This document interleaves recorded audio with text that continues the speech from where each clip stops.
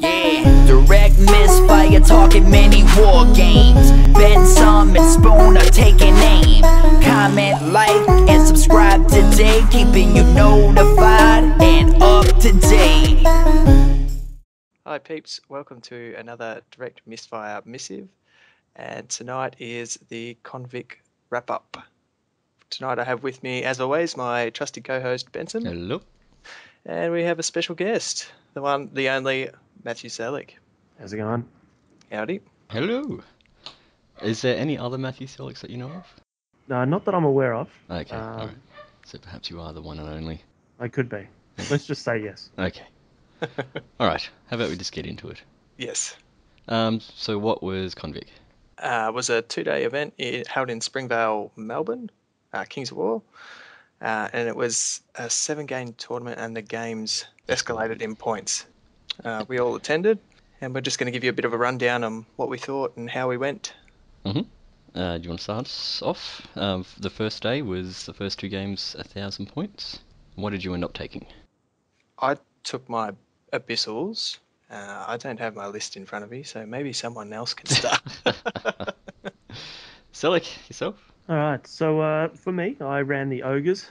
So my first tournament with in Kings of War. So it was a bit of an experimental period. So my 1,000 point list started off with Army Standard Bearer with the Holy Grenades, 2 vanilla Horde units of warriors, a Berserker Braves regiment with the Scryer of Sellick, just a regiment of Red Goblins and a Horde of Red Goblins with the Jar of 4 Winds for the extra range, and a Red Goblin Blaster to be blasting things, hopefully. And how did you think it went overall? Like, did you think the goblins did what they were supposed to do? Did the blaster survive? I think it was the user error with the blaster, and that's not on the Red Goblins. It's actually on me using it. So it was a little bit not knowing what I was meant to be doing. But the Goblins, mixed bag. So in my first game there with the 1,000 points against Mike Crossman, it was I think my first or second shots, I fired a volley into one of the knight units, got 9 wounds and nearly panicked him off to the board, but unfortunately he managed to hang around and wave it, I think. So Right. And that unfortunately was the first game where they peaked, and it was all downhill for the remaining 6 games of the tournament. Some things to look forward to then. Yeah. What was the first game? It was kill scenario? Yes. Yep. And what were you up against? So I was up against Mike Crosban. So I forget what army he was actually using. Brotherhood? Yeah. Brotherhood, that's them. So it was 3 predominantly, I'm not going to get his army correct, Yeah, but that's right. 3 large knight units. It was a very quick list, 2 of the hunters there and 1 lord. Obviously Mike's pretty experienced, and it's such a quick list. So he made pretty short work of me. I managed to sort of hang around a little bit and got a couple of lucky charges off right at the end, and managed to bring it back for a draw. But Mike, very good with that quick list. And what was the second game? We'll just get your first 2 out of the way, and then we'll move on to Spoon if he's got his army ready. Yeah, I've got it ready now. Okay. Yeah, sure. So round number 2 for me was against Peter. And this was Invade? This was Invade, yep. And he was using the Undead at that point. So first time I'd ever played Undead. So the shenanigans with the Surge, I think he had 24 Surge, and the one call out here is he had to do a 15-inch Surge to get into the flank of my knights that I had, and it was pretty much all over, I think. So Right. yeah, So it just fell apart again. yeah, it wasn't good to watch. It was awkward. And do you remember your scores for the first 2 games? Yep, so I got a draw, obviously, in the first round, so that was 10-10, and against Peter, it was 15-5 loss to me. Okay, so you've got some points there. That's Yeah. alright. How about yourself, Spoon?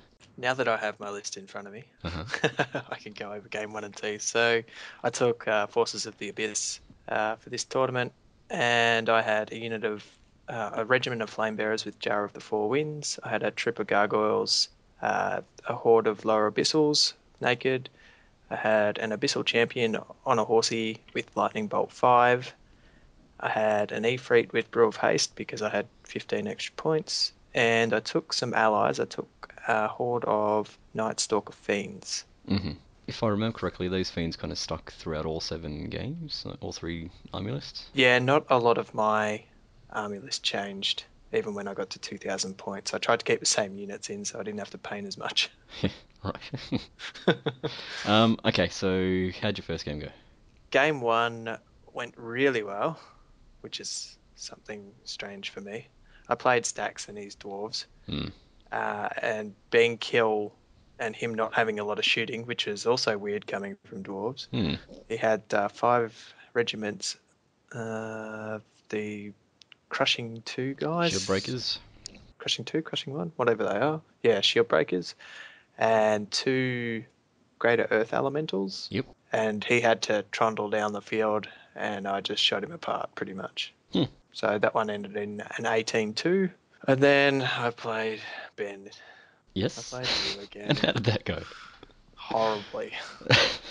I don't know. From what I remember, it went pretty well. Maybe from your side. One day I will beat you, and the world will know about it. I think I lost 19-1. I made a few stupid mistakes. Wasn't aggressive enough and didn't use my chaff when I had the chance. Yeah. In that game, I felt it was fairly easy because you didn't move at all. So I just kind of ran around you and was able to knock down your flanking horde of fiends, pivot, and then aim for the rest of your flank. I was more distracted by the little dick on a wolf, I think. Yeah. You bigot. Yes, I'll get to that in a sec. Alright, how about I get on to it now? Yeah, I think I lost 19-1 or something. 19-1, yeah. Yeah. So I was taking ogres with goblin allies. Pretty straightforward list. The allies consisted of a regiment of goblin spitters, so just bows, and a more beast pack, just a troop for some chaff. Then for the ogres themselves, 2 hordes of warriors, an army standard with grenades, a goblin bigot on mount, and I gave him the diadem of dragonkind for a nice breath weapon, and then a goblin blaster and a giant. So fairly chunky there. I thought it was an alright list. First game didn't go very well though. I was versing Rowan and he's undead. And I was playing fine. I was moving down the board fine, just plinking a couple of wounds here and there. He kept backing up and lightning bolt what he can. I got my little goblin bigot round the back of his and prepared to burn some things. And then I went to charge and it all just crumbled. My blaster survived. I ran him into range, so 2 units were in the blast range, and only just did a couple of damage points there. My horde charged into a regiment of the Guardian Archers. Yep. And only did 4 wounds there, and then ended up being flanked by a giant that was just waiting for me to fail that. And everything just crumbled. I just couldn't kill anything, and there was this really one mistake that I made. Like I just left a big enough gap in the center of my line for his scavengers to fly over and charge some goblins. Yep. So I just needed to move my goblins up a little bit so he didn't have room. But other than that, I played well. I just didn't roll well. That ended up in a 119 loss. So good start. And then it was against you, and we know how that went. That was fabulous 19-1 win. So that's halfway through. 1500 points was the next. Sellick, what did you add or change to your list? Yep, so I'm going to have to go back to my round 2 there. I've got the undeads. I played them 2 in a row, so it was Peter actually outmaneuvered me there with some werewolves, I think they are. So that's what happened in the second round. The round that we're talking about now in the 1500s. So I didn't do too much. I still had the army standard. I still had 2 hordes. Still had my goblin horde with the Jar of 4 Winds. Still had the blaster. Still had the goblin regiment and the berserker braves. Where I sort of expanded out is I put in a captain. I put in some knights and some mounted troops from the kingdoms of men to give me that little bit of movement that was required in my head for the next 2 rounds. Obviously, I'm not sure if you guys have got the first round there, round 4. It's pillage, I think. So I really needed the speed. Unfortunately, that didn't quite go to plan. The undead obviously got that 15-inch surge and just absolutely ruined me. This was probably the worst thing that I've ever played so far out of my 7 games at that point. He really just outplayed me. I think it was Ben's 4th game. So this is Ben Morrison that I played in round 3. I think it was his 4th game against my 6th game. So hopefully we played it correctly. But yeah, him getting that charge into my side there was not ideal. And from there, I was always playing a little bit of a defense game. And I don't think I killed anything. Just managed to hold out for the 1 point, so I lost a 19-1. Right. Oh. It was a disgrace. Ah, well, at least you got a point. It was very true, very true. It could have been worse. So the major call out there is I think Ben got 1 wound on my blaster, who I had tactically had hidden away, but got enough shooting off. Did 1 wound. He rolled an 11, I think. It popped. I rolled a 6 for the blast explosion. It killed off half of my goblin unit, and then my pistoliers, pretty much. They were massacred, and then all it took was 1 wound on each of those, and they both popped. So I was losing things before I even moved. Right. So that's why you always got to keep it just out of 6 inches. That's very true. Always. Things you learn on round 3. Yeah. Second game? So the second game on or round 4 was against Stacks. So that one I figured I couldn't do any worse. And this is the loot scenario? This was round 5. So yes, this was loot. So this one here, I played pretty well, I think, against Stacks. He was pretty unlucky, to be honest. There's only one word that I have to really use here with Stacks, and that's brutal. He reminded me halfway through the game that I keep forgetting brutal, obviously a new player myself. So he reminded me, and I won that combat by 1. We all had a bit of a laugh because it was didn't really matter. And for the rest of the game, we had 4 more battles that I won on brutal, and it just cost him the game in the end. Hey, so, nice.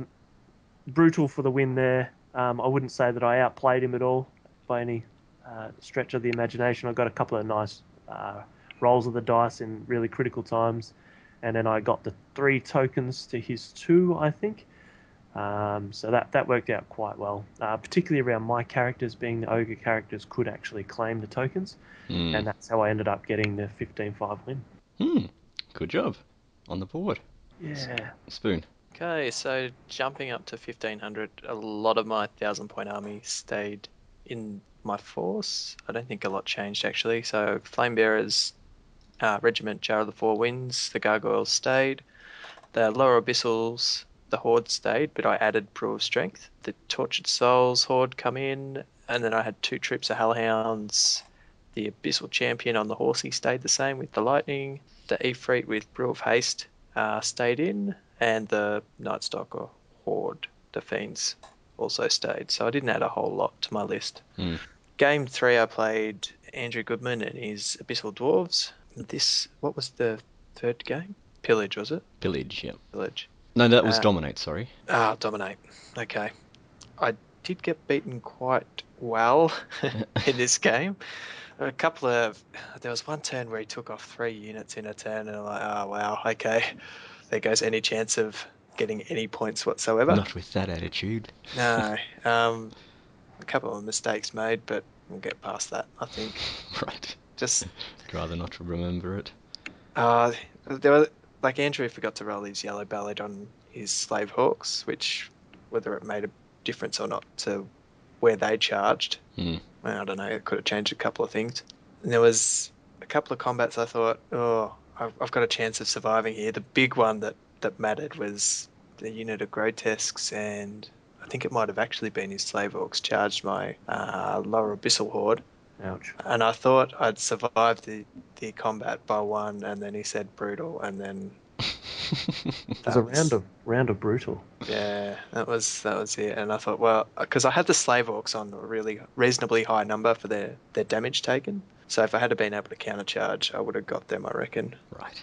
Yeah. So I might have pushed that. I think it was either a 19-1 or a 20-0 loss to me. I think it was 19-1. So 17-3 for round 3 against AG. Oh, there you go. It's even better than what I thought it was. So I've got to ask, obviously the yellow belly rule there, that's a 1 in 6 chance of not being able to do anything, is that right? Yes, when you Yeah. get a charge in the front, they have to roll a dice. If it's a 1, then they just don't do anything. Yeah. So I'm curious, was there ever a time that scenario actually happened and you lost, or how frequently did that happen? Because this could have technically got you maybe a couple of points there. I charged the front of 2 of my units. It would be at least 2 or 3 times. I think he had to charge the lower abyssals twice. I may be wrong. Might have only been the tortured souls once and the lower abyssals. I can't remember the game details. Yeah. Exactly, but yeah. That's all right. We'd got Lessons that. learned. We'd got that far through, and it's not like we could turn back the clock. Yeah. 2 or 3 turns. So yeah. Game 4, I played Greg and his ogres. This one must have been pillage, was it?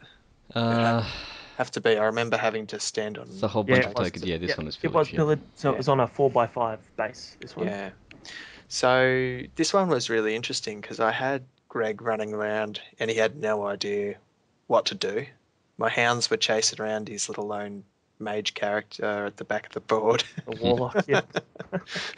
So after 3 turns, he finally got a wound on him and rolled like 10 or 11 on their nerve check, and they pissed off, which was a bit unfortunate. But I had him on the ropes, and I thought, oh, I've got this game in control. And then it got to turn 5, and he'd actually managed to get rid of a lot of my scoring units. I only had a couple of individuals and maybe 2 or 3 units, so I couldn't score on the objectives. But he had a couple of characters because the ogres aren't individuals. Yeah. He could contest or take objectives. So I had more on the board, but he could actually contest stuff, and we ended up drawing. Hey. It was quite a good Not game. a bad result. Especially when you think that you're going to lose, and you pull out a draw. No, I thought Greg would have been thinking that. Yeah, I thought I had him, but just didn't pan out that way. But yeah, that was a really good game. Probably the most enjoyable game I had over the whole tournament. Yeah, he's a good fellow to play. I played him on the first game of the next day. Yep. But we're still on the first, so I'll get to mine. So my army changed a fair bit. The goblins were no longer rocking the Maw Beast pack. I just swapped them out for a sharp stick thrower because it was 10 points cheaper, and I needed to squeeze in some points somewhere. That thing didn't do very much for either of my games. Maybe a couple of points of damage over the 2, but that doesn't matter. Then the core of my army changed from your 2 hordes of warriors and whatnots to a horde of berserkers, a horde of siege breakers, and a horde of boomers. So that makes up the bulk. Backed up by an army standard with the healing charm. Goblin's still there with his breath weapon and the blaster, but this time I've added a second giant, so 2 giants running around. And first game was against Stax and his dwarves, and that is a really interesting list. It was, say 6, 7, 8 units, regiments of shield breakers, ironclad horde, shield breaker horde, and they all had throwing mastiffs. So it was interesting to stand across from that army and thinking, right, as soon as I get in range, all these dogs are kind of come a face, and then he's got a couple of flame cannons and organ gun. Yeah, it wasn't looking good. But he didn't do a whole lot. There was maybe 1 or 2 dogs that did a handful of wounds. Everything else kind of just fizzled out.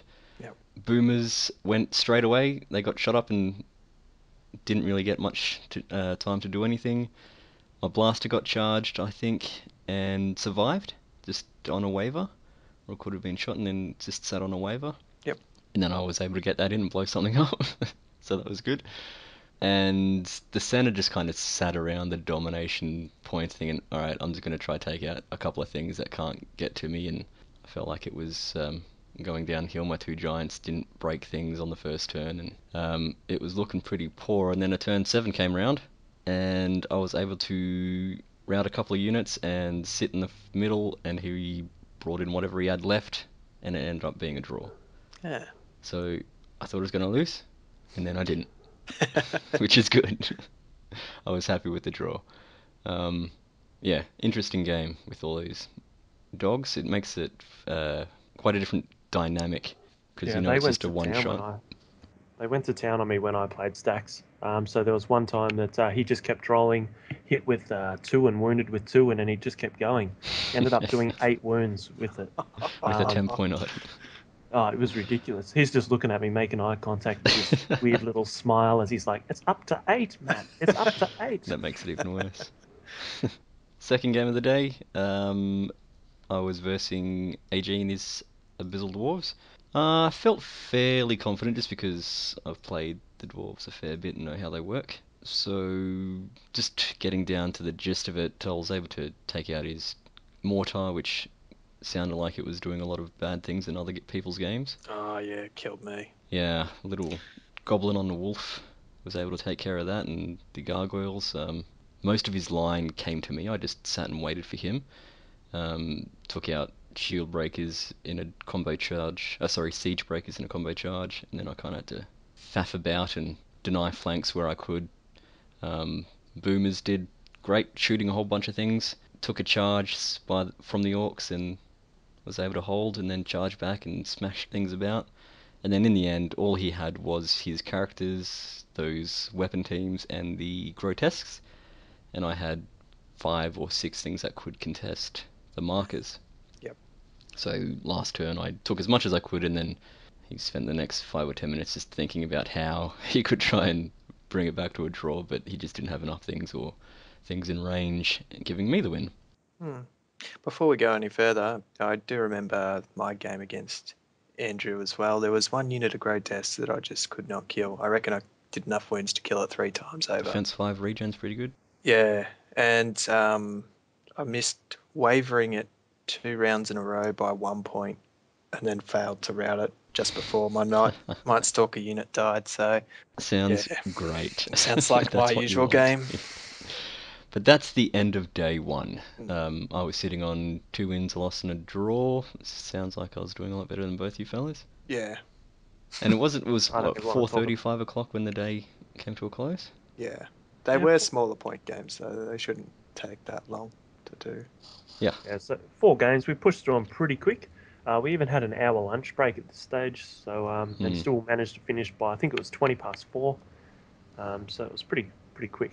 Yeah, most games finishing a fair bit early. Then we went over across the road to the lovely Waltzing Matilda Hotel, where we kind of sat about and chatted and drank and questioned the quality of the room. We'll get to that. Let's do the games first and we'll come back to that. So, waking up refreshed from a lovely sleep, we came into the 2,000 point lists for day 2. 3 games at 2,000 points. Sellick, let's go through your army, and how about we go through the first game with everyone, and then we'll go second and third? Yeah, sure.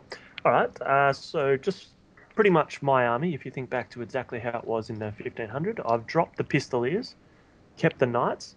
I've upgraded 1 unit of the Warriors into a Legion. Gave it the Caterpillar, so now it's got Pathfinder. The other Horde has +1 to hit. I have now upgraded my Captain to a Warlord and given him the Enscrolled Armor. And I've chucked in 2 Mammoths just because I like the models that I've got for them. So everything else pretty much the same. So the Berserkers are still there, all the Goblins that I had, and the 1 Goblin Blaster. Ensorcelled Armor, did you mean? Yes, I did. Yep, okay. I like to call it something different. Enscrolled. Enscrolled sounds better. Just as a disclaimer, round 5 was the first time that we actually used a 4x6 board. All the other ones had a reduced size. And the first scenario was loot. And I was up against Rowan with a H and his Orcs. And for me, this one here was the best game that I'd played. It was I could actually visualize the game happening. So just a couple of the highlights there was I had 2 giants chasing down and killing off my mammoths, and then I had counter charges happening after that. So it was just a real epic game. In the end, I managed to get a 15-5 win, so my second win. Hey. And that was in a row. I had 2. That was a winning streak for you guys. Good going. So obviously peaked there at round 5. But yeah, that was a really good game for me. First time I'd ever played the Orcs. I thought they would hit and stick around a little bit harder. I didn't realize how low their nerve was, so I probably should have played a little bit more aggressively Yeah, and punched through the lines a little bit. they need those drums to keep up their nerve. Yeah, those drums cost me quite a few times. And he had a couple of unlucky rolls there where I rolled exceptionally high and just busted through. But overall, that was a really good game. Went back and forth. I wasn't sold on the win until I started just popping a few of the units, just charging and then making him sort of deal with me in the flanks or vice versa. So, yeah, if I could go back and do it all again, I would have definitely been a lot more aggressive in this one. I think It's like particularly insults to your opponent and flipping the table if you're losing. That kind of yeah, aggressive. that's it. Yeah. So just the usual for me, to be honest. Right. So yeah, Rowan with a H was a very good sport with that one. It was just a good battle. Cool. Spoon. Okay, most of my army stayed the same. Flame Bearers were the same. The Lower Abyssals were the same. Tortured Souls were the same. I added in some Abyssal Horsemen, a regiment of, with Caterpillar Potion, of course. 2 units or troops of Hellhounds stayed. I added an additional Ifrit, except the magic items changed. So one had the Inspiring Talisman, and one had the Wings of Honey Maze. And then the Abyssal Champion had a holiday, and the Archfiend of the Abyss come in, and it had Wings, Lightning Bolt 5, and 6 up defense, and the Night Stalker Fiend Horde stayed as well. So I played Kevin and his Varangur in round 5. This was a rather fun game and rather crazy game towards the end because poor old Kevin was running out of time. And when you're playing Varangur and you've got to roll a shit ton of dice, Yeah. start stressing out. It was a very cagey game. At the start, he wasn't too willing to come up to me and vice versa. So it was trying to play mind games. His King on Chimera was a pain in the ass and managed to get behind my lines, and I couldn't stop him from belting up my stuff and breathing on stuff. 310 points of flying, 10 attacks, hitting on 3s is pretty good. Except my Flame Bearers did stop him when he rolled a double 1. Hey, that's what you need. That's what I needed. I think he rolled a double 1. I'm pretty sure he rolled a double 1, and they were going to die. Yeah, they survived somehow, and that was enough. We ended up running out of time, funnily enough. So we only got 5 turns through, but it was coming down to which one was this? This was loot, wasn't it? Yep. He had 1 unit of Reavers running away with a token, and one of my Ifrits with wings chased him down and burned him. And I couldn't pick it up because we didn't have another turn. At least stopped him from.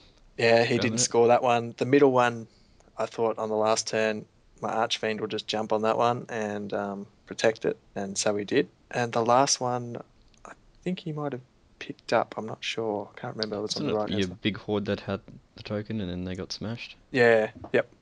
So I think it was one a piece and ended up being a draw. Another draw. Okay. Yeah. So you're getting a couple of draws. Yeah, I had a couple of draws, but that was really fun. Poor old Kevin must have been having a stress attack or something. But he was a good guy. I'd love to play him again. And you? What about your game 5? My 5, well, my list changed again. It was more like a hybrid of the first 2 combined. So that Bolt Thrower for the Goblins, that disappeared, and in came 2 more Beast packs because I wanted the chuff. And there would be little road bumps for the 2 Boomers that I've now gotten. One has Elite, one has Vicious. And they're also sitting beside a horde of Siege Breakers and a regiment of Braves with the Brew of Haste, just a small, fast flanking unit. Army Standard with the Healing Charm again, Red Goblin Blaster. I've got 2 of these, because 2 is good, 3 would have been better. And 2 Giants still, and lastly Grakargamok, because I wanted to give him a go and see what he could do. And I was up against Greg and his ogres, so it was an ogre off, and he also took Grakargamok, so it was a Grakargamoth. The two of them. Oh God. Did you come up with that yourself? I did. I thought it was quite clever. Obviously you And didn't, but that doesn't matter. So with loot, I think I got him on. It feels like the deployment. He took one flank with just his chariots, and I followed that up with the Braves, a blaster, and the goblins. And they were nearby a token, so I didn't think his chariot would do much there. Like I could just block the blast wagon just in front of it and follow up with the Braves, and that's what they did. And the goblins picked up the token and ran away. So that was nice and early. And then in the middle, it was a big smash up. He had a legion of ogres, shield breakers, two hordes of shield breakers and boomers and shooters and grok, and he combo charged something, and then a couple overran, but one extended. His legion extended too far. I think it rolled a 5, where the others rolled a 2, exposing his flanks. And then a giant got in the side, giant got in the front. Dudes shot up other dudes, and it kind of crumbled. Best thing about this is the Grokkaga mocks had a little Grokkaga bash up against each other, and mine turned out victorious. So I won that one, taking 2 of the 3 tokens and just leaving the third one. He couldn't grab it. All he had is his shooters at the back line. I thought, bugger this, I've got the 2 tokens. Let's see if I can kill them before they can kill me. His shooters are really good. They didn't move at all and just shot everything and were a pain in the neck. That's what they'll do. Yeah, I was just lucky that he didn't rout a couple of my units, instead just wavered a few things with them. So got lucky there. But that was good. Good game. Enjoyed it. And we come up to the second game of the day. Sellick? Yep, so this was number 6, so the 6th game, and that was Kill and Pillage. Mm-hmm. Once again, 2,000 points. So I took on, who was it at this stage? It was Matt L and his Dwarves. So Dwarves, second time I'd played him in the tournament. I thought I deployed pretty well for this one here. So sort of had my giant big legion in the middle, so just sort of commanding that sort of area. The one thing that I did underestimate with Matt was his angry little badgers. They put out a lot, high nerve. Well, they did. So, and I must say, I underestimated what they could do, and they just tore up my flank. It all came down to a bit of a wound there. He got 1 wound on my knights and wavered them after a roll. So they couldn't do a nice big charge into the rear of them, and therefore I just couldn't regain that flank back. In the end, they just badgered their way through my whole list. Hey. It was an emotional moment for me because I'd just come off my winning streak of 2. Combo breaker. Unfortunately, there, as soon as he tore off that, my legion's pretty good and it's pretty hard. But if you're getting attacked on all sides, it's a little bit. That game was more like Sisyphus. So I was just pushing the giant big rock up the hill, and it was not really going anywhere for the rest of the time. So in the end, Matt took the victory 19-1. And I'd completed my winning streak of Kings of War. You've had enough. You thought, that'll do. That was pretty much it. Spoon, what about you? My game 6 was a bye. Oh, okay. So, And I'm going to put it down to the fact that my crossman was too scared to play me, and we'll leave it at that. Sure. All right. With that, I was playing against Kevin and his Varangur. I was quite afraid of this army, knowing how many attacks they do. It's pretty insane. But I thought I had the tools to slowly take them apart. So I think we both deployed well. I think his downfall was his lack of aggressiveness. He held back on a couple of things where I think he should have charged. He just sat back. And you don't want to sit back for too long when you've got 2 hordes of boomers shooting your face. I took out his Chimera. It didn't really do much. For the first couple of turns, he was kind of just placing it and making sure it wasn't getting hit. And I was able to pivot, move, shoot him a couple of rounds of boomers that did a whole bunch of wounds. He decided, bugger it, flung him into Grokkagamok, couldn't rout him, he countercharged, and was also flanked by a giant. And that took care of the king. And boomers just pew pew pew pew pew shot lots of things, made them run away. The biggest thing that I was afraid of was his Diefang Riders. and he spent a couple of turns smashing into me siege breakers, eventually took them off, and then I was able to countercharge and finished that, so he was just left with a wizard and a war machine, and I had quite a few units left, and it was a super big win for me, 20-0, which was good. Again, it was a long game. We were both sitting there thinking how am I not going to die, and that's what took us over the time, but it was good. And then we have the last game of the day, Game 7. All right, so Game 7, obviously the second day of the tournament. Fatigue starting to set in, particularly after my winning streak was over. The head Mentally was dropped. exhausted. So we came into Invade, but it had a special condition there where we could select one of your opponent's units, and then they would also get those points if they decided to kill it. Yep. So both got to pick. So unsurprisingly, I was playing Drew, and Drew selected my giant big legion of ogres for like 375 points. And Drew was also playing ogres? He was playing ogres. He was playing beautifully painted pirate ogres. So if you can get onto any of our forums there, I'm sure that we can pop up a couple of photos. It was beautifully painted, so I think that's where it all went bad for me. I was too busy looking at the painting and his pretty little things, and I was out deployed. So I selected his chariots to destroy, and the way that he deployed, he had more units to drop than me, and all of a sudden he just tucked them all up the side, and it didn't really go well from that point. So the major things on this one here is that I knew that I had to kill his two blasters. Two blasters going into my legion would not end well for my legion.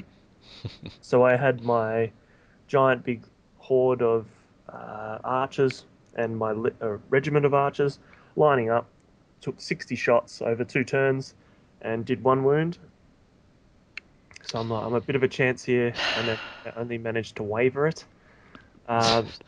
So at that point, they were right next to each other, so I could have had a chance to destroy both of them in one foul swoop. So that doesn't feel right. It was round 7, mate. It was emotional.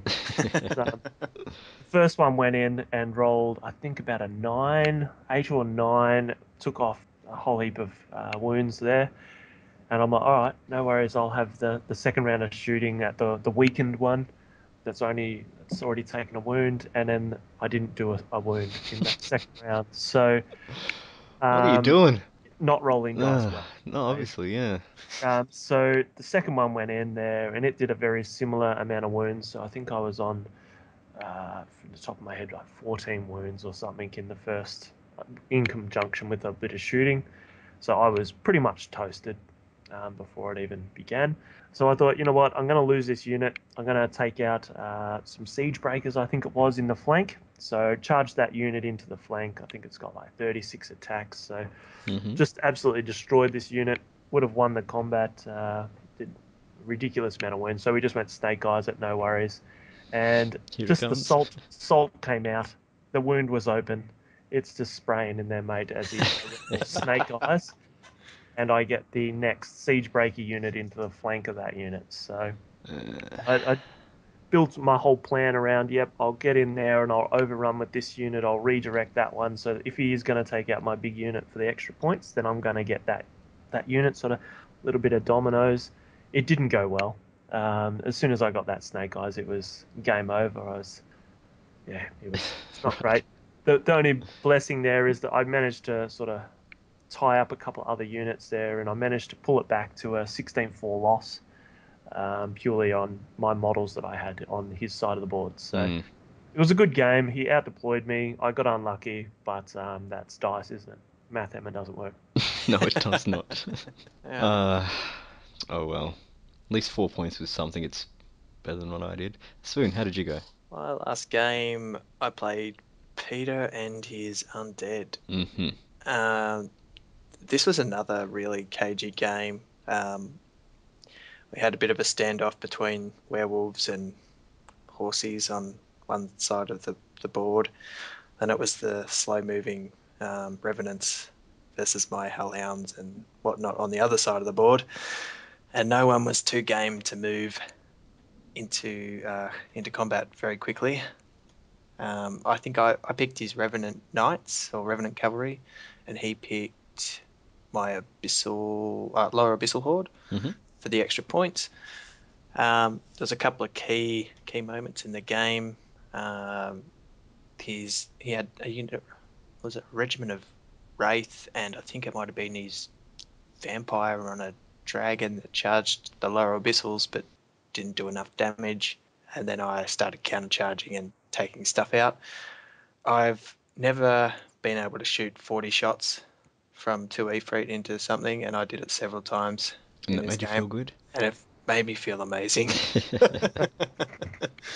Didn't manage to kill, I think it's one of the mages, the priest on a horse of some. I can't remember what his name was. Character on horse. Character on a horse, did magic, but I managed to take his dragon lord off in the last turn with 40 shots. Pew pew. Now this was rolling out of the box because I think this round I did 8 wounds on 6s Right. out of 40 shots, which for me that is freaking awesome. Yeah, for you, that's pretty good, yeah. Yeah, Good job. I was amazed. If I hadn't killed his dragon, I would have lost the game. But he was really, really sneaky, very good player. I had a unit of the unit of fiends that were just about to cross the board, but he made it so that I couldn't get across the board unless I went at I had to go double pace pretty much. So I had to pivot to get through, which means I wasn't going to get the points. So I tried to charge his unit, failed. So ended up in a draw. Wasn't a lot in it. Very good game. How many draws all up for the weekend for you? I think 3. Yep, 3 you got. That's a fair few. 3 and a bye. Yeah, 3 and a bye. The bye counted as a minor win, but I don't really count that. Yeah. Alright, let's finish this off. I was playing Matt and his dwarves, the same army that you were up against, Sellick. Sure was. He had my elite boomers on the chopping block, and I his I still can't say it. The big horde, shield breakers, shield breaker horde. Starting with S, it had a B in it.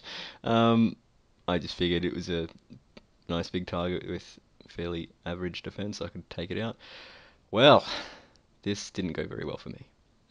His bloody angry badgers and character on a Whatsit double charged my siege breakers. Defense 6. I'll be right, they've only got Thunderous 1. Nah, off you go. First turn. My elite boomers taken off second turn just with shooting. Pew pew pew, gone. And then he just kind of point and clicked all the units that he didn't like, shot them off. It was all I could do to try and delay him a little bit, charging things in the rear because my character was roundabout and didn't really do much. I said, bugger this, I'm going. Ran my boomers off into the center, just taking pot shots at that unit I described before. Shield breakers? That's it. Did a bunch of wounds, couldn't take them off. My 2 little carts were just, one was sitting in the forest, one behind a wall, and then, oh bugger this, just run out. I was able to pop them off and did a couple more wounds and eventually scored some points there. So all I was left with on the table was Grakagamok and my regiment of goblins. They sat in a corner shooting at his regiment of rangers. And they were doing 1 wound a turn and both failing to rout each other each turn. I managed to waver his twice, but got there in the end. Those rangers are tough. Yeah, but the goblins, they were dodging all the arrows and doing 1 or 2 wounds.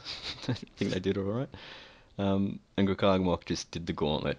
Last one left, bugger this, he just and just ran over the line in the last turn and scored some points. 317 loss for me. Thanks Grok, he got me some 3 points. That's all I could do.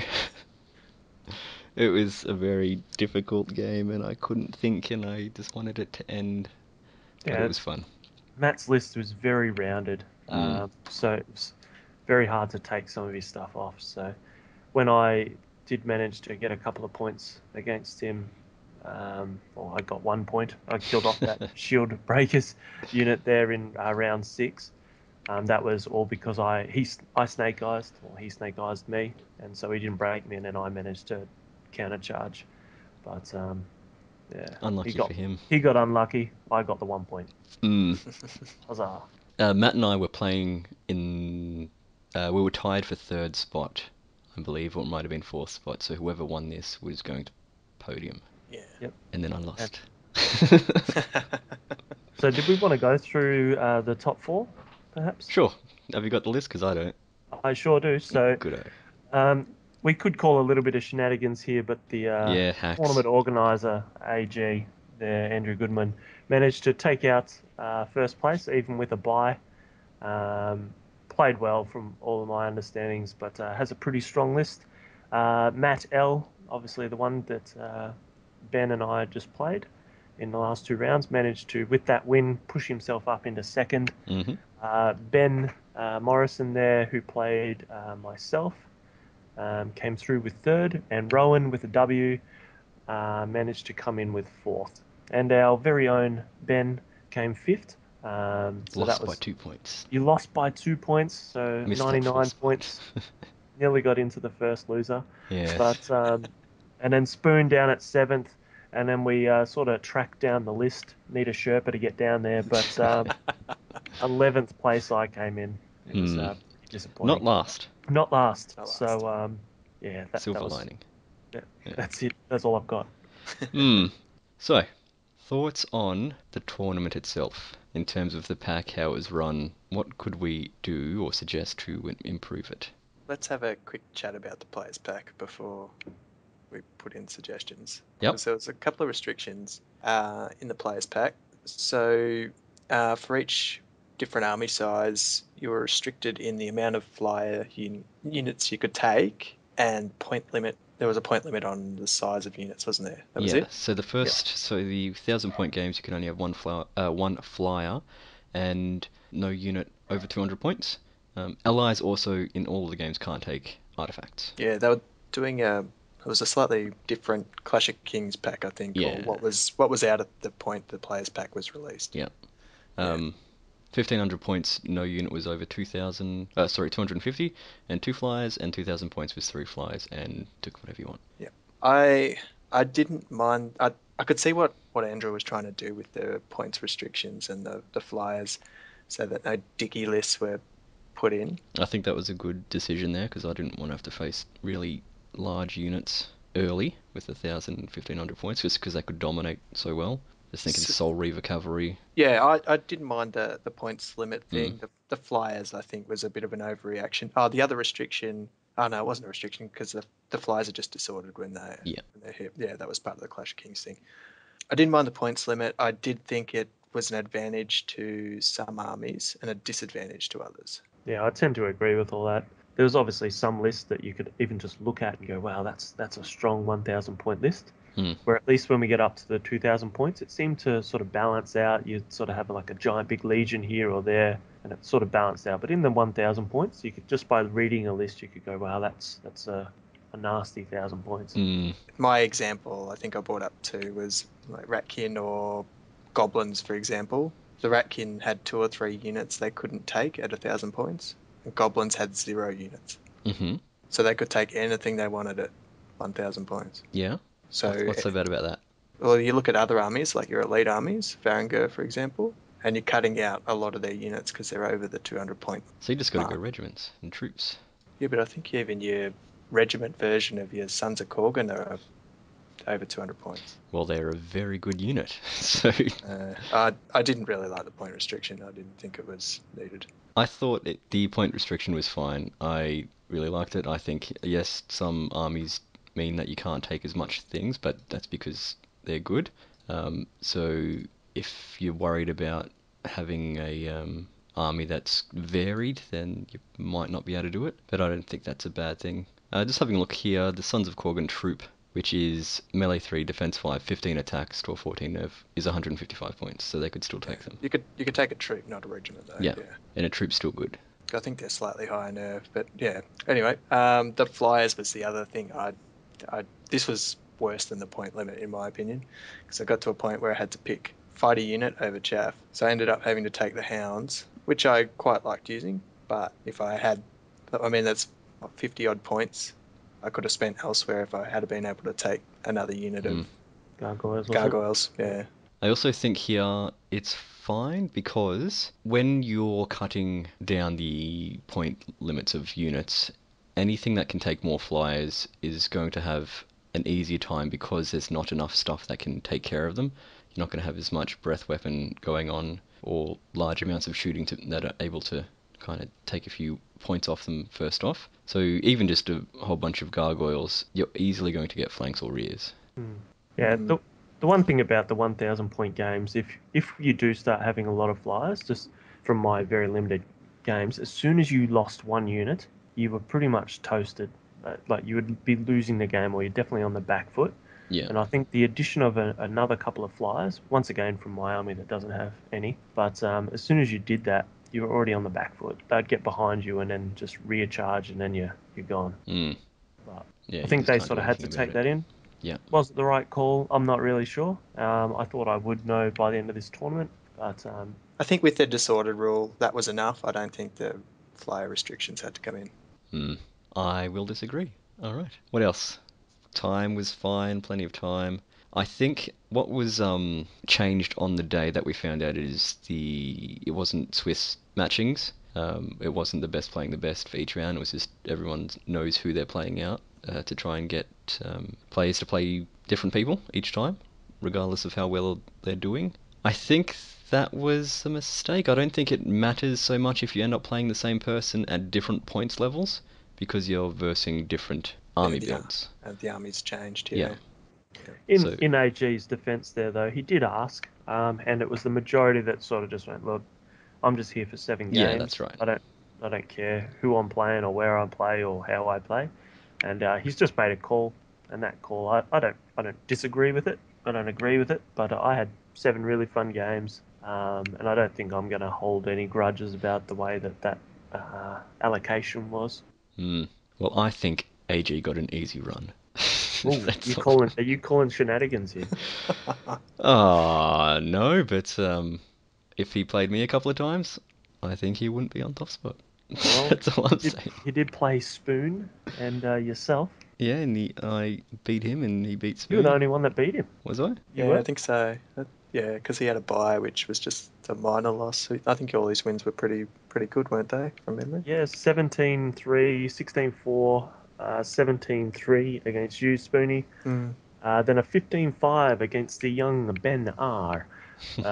Then the bye came out and gave him a nice 12 points there. Greg with a 19-1 win, and then Kevin to finish off there with a 16-4 to get a total of 102 battle points.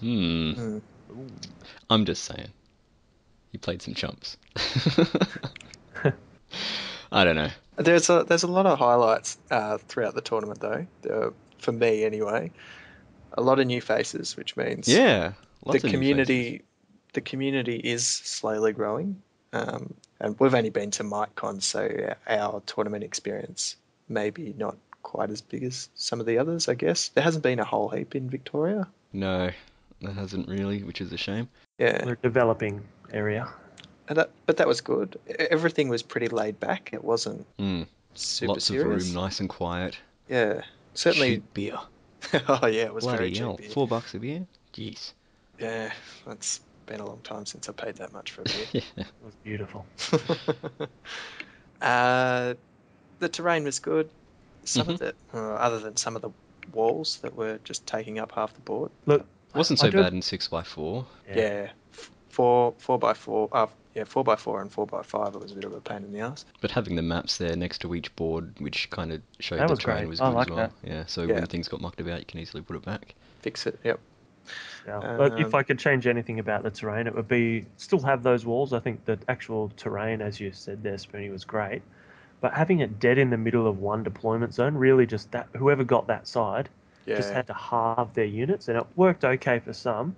But for me, I think I got it twice, and it was just, I really had to divide my whole army. And with only 2 inspirings, it really put me on the back foot, I think. Yes. But other than that, I thought it was good. Lots of people got prizes, which is good. You know, the other thing that made me pretty happy about the community inside Melbourne, Victoria, is that the amount of people that came that weren't playing. Yeah, So, there was a few visitors on the Saturday, wasn't yep, there? so I think I counted 5 over the whole period that were just coming in there and going, oh, I wish I could play. Just had something on the Sunday, so I couldn't play. But there was a lot of people that were staying, and not staying for 5-10 minutes and then bouncing off, like on the way somewhere. They stayed for a good hour and a half, which is really good to see. So I'm not sure that with the attendance the way it was, if a 2-day tournament was ideal. I'm not sure if we're quite there to talk about that, but if I could sort of suggest anything, it would probably be to focus around the 1-day tournaments until we get that.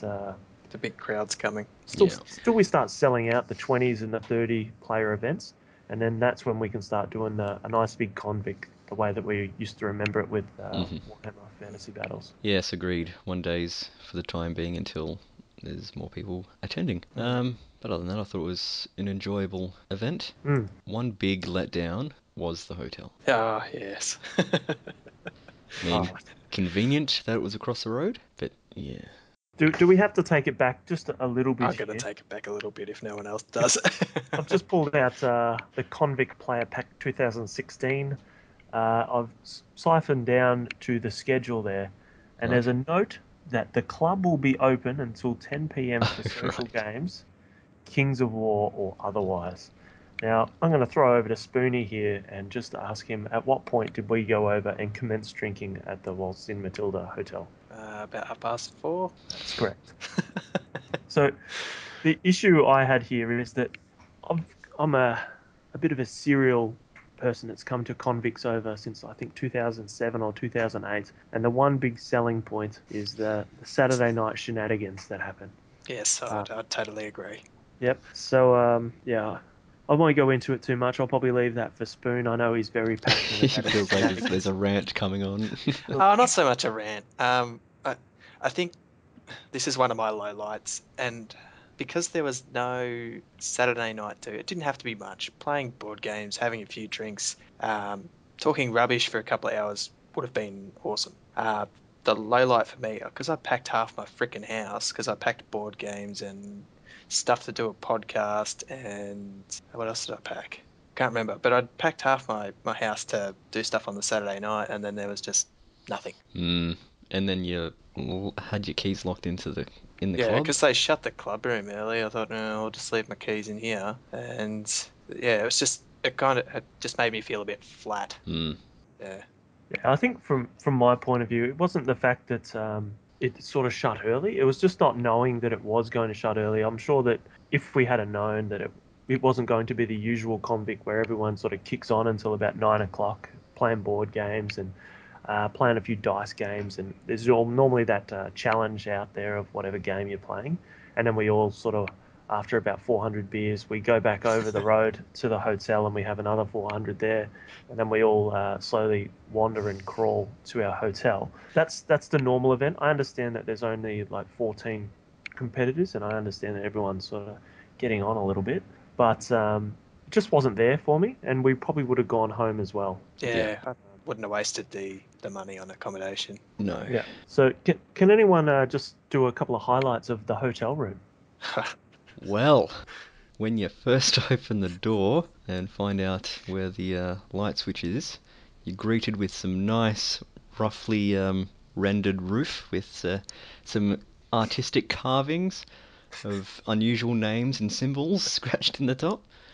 What else was there? I think you guys pointed out the classy bottle opener screwed to the wooden cabinet. That was really nice, yeah.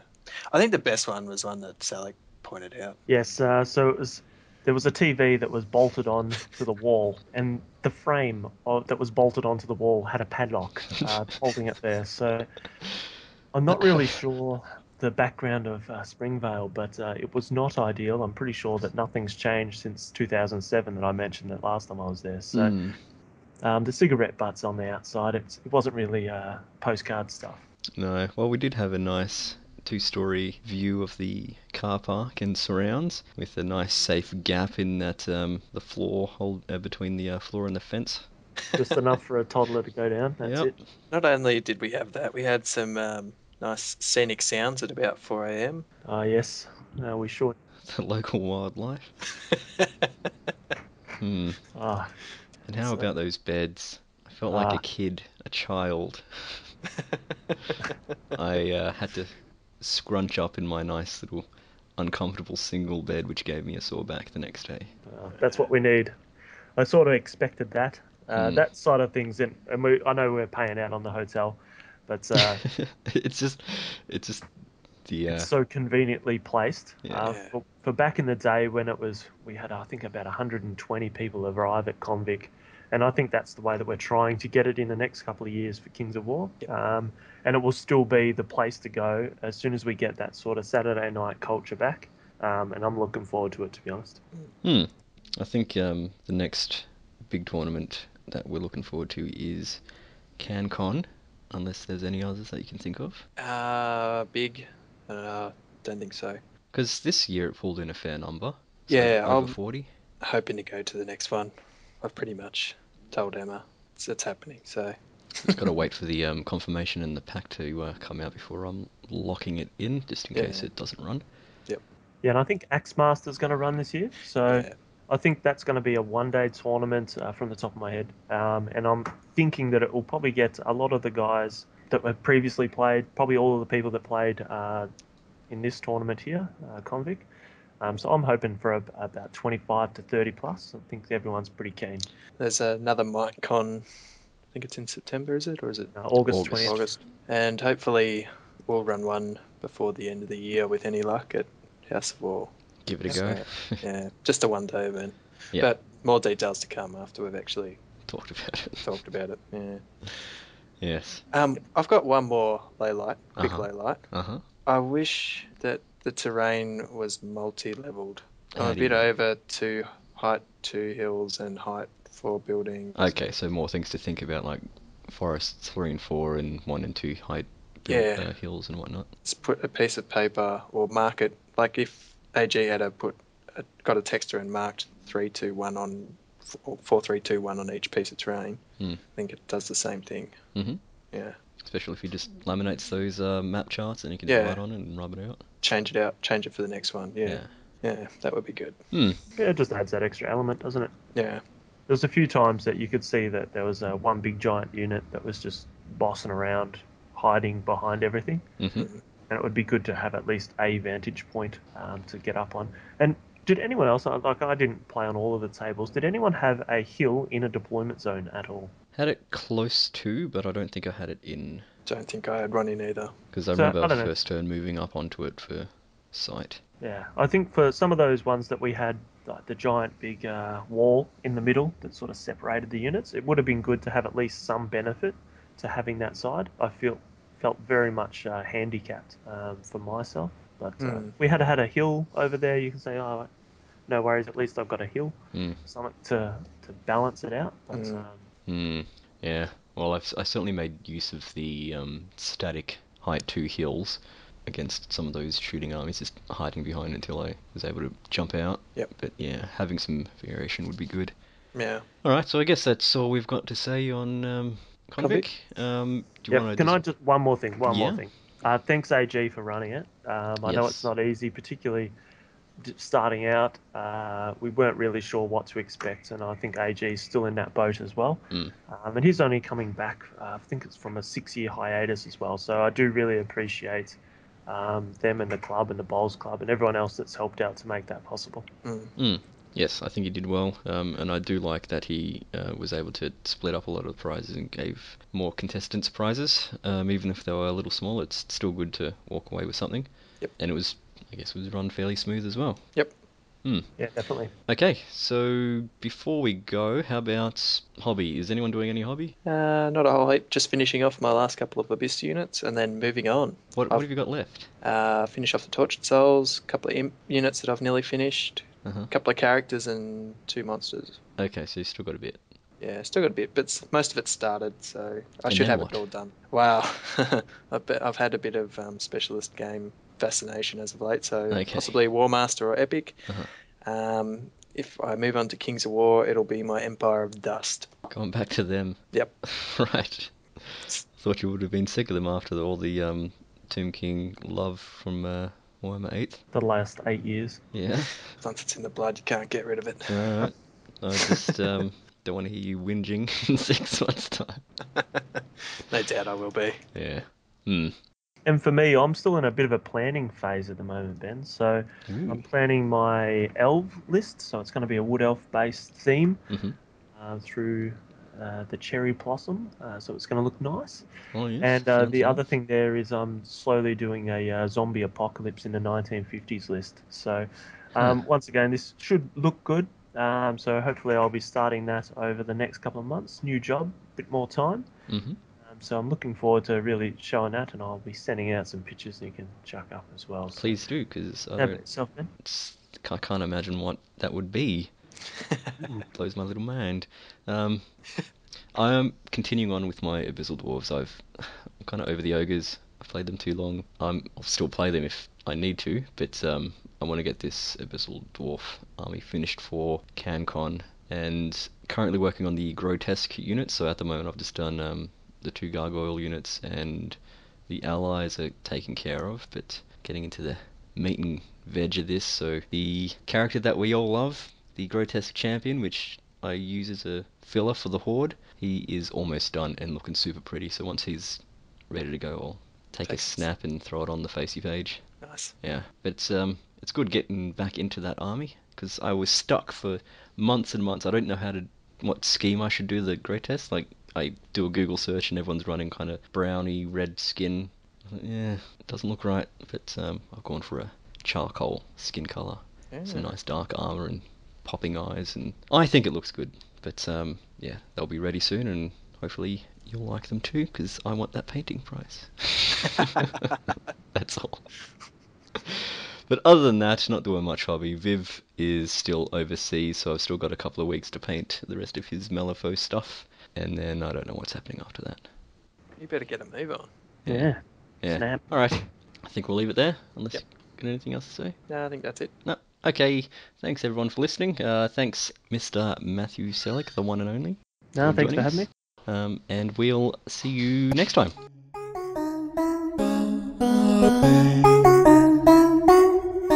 Yeah, direct misfire blowing up the game. Talking many war games is our aim. From rulebooks to advice, we cover it all. With the best tactics, we never fall. Bensome and Spoon are your host every vid. Misfiring, but aiming up ahead. Comment, like, and subscribe today, keeping you notified and up to date. Come check us out at facebook.com/directmisfire, or shoot us over an email at directmisfire@gmail.com.